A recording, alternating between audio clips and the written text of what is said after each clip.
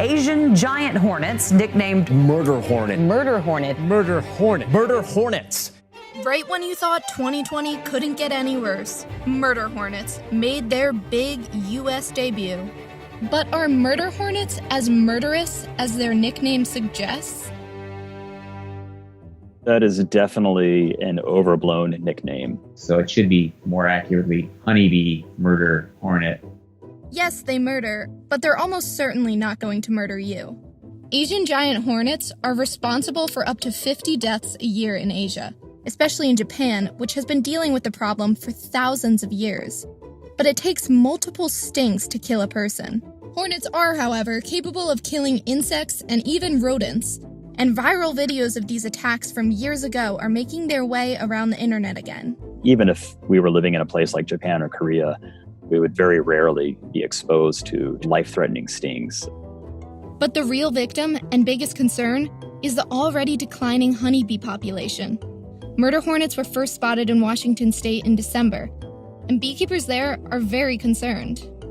Establishment of the Asian giant hornet could decimate the western honeybee population here on a regular basis. The honeybees are already under threat because of changes to habitat and the use of certain pesticides. The Asian giant hornet is the biggest known hornet in the world. The hornet can grow up to 2 inches long, with a curved stinger long enough to puncture a bee suit. They do have a pretty potent sting that can deliver a lot of venom, and that venom can have really unpleasant impacts on the human skin and nervous system. Beekeeper Conrad Berube found North America's first hornet nest in Canada in September, which most likely started after the hornets hitched a ride on a cargo ship from Asia. Being stung by the Asian giant hornet is like having red-hot thumbtacks driven into the flesh. My legs kind of felt the muscular soreness and throbbing like when you have a bad flu. When I went up and down stairs for the next 24 hours, it was like, it really was painful. Because of their massive size, they need a lot of food to survive, and honeybees are a great meal option. They seem to be specialized in honeybees. Honeybees are easy to identify and find, and they can't pick up their hive and fly away. Here's how the honeybee assault plays out in 3 phases. Individual hornets will capture bees at a hive entrance, cut off their heads, and mash their bodies into a meatball so they can drag it back to feed their young. Then, one worker hornet will recruit her sisters and stage an attack on a target beehive. The hornets rip off the heads of the bees one by one until the whole colony is decimated in a matter of hours, a rarely witnessed assault captured here.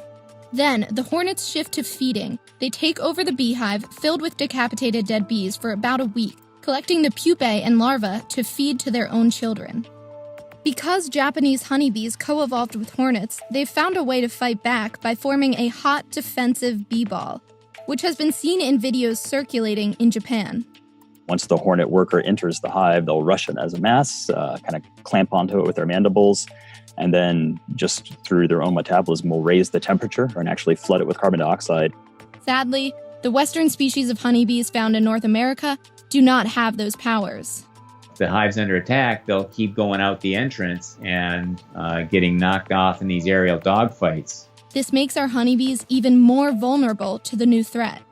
The last thing beekeepers need right now is another pest to worry about. We have a really robust trapping program this season. Any hornet hits that we find, we will increase our trapping and search options. We have infrared cameras and all sorts of things to bring into play. The goal is every time we find a hornet, we want to trace that to a nest and then destroy that nest. Now, it may be that we never find any hornets. The only confirmed sightings we have right now are in our tiny corner of the Pacific Northwest. So, for now, we can only savor the videos that went viral of hornets losing battles to insect heroes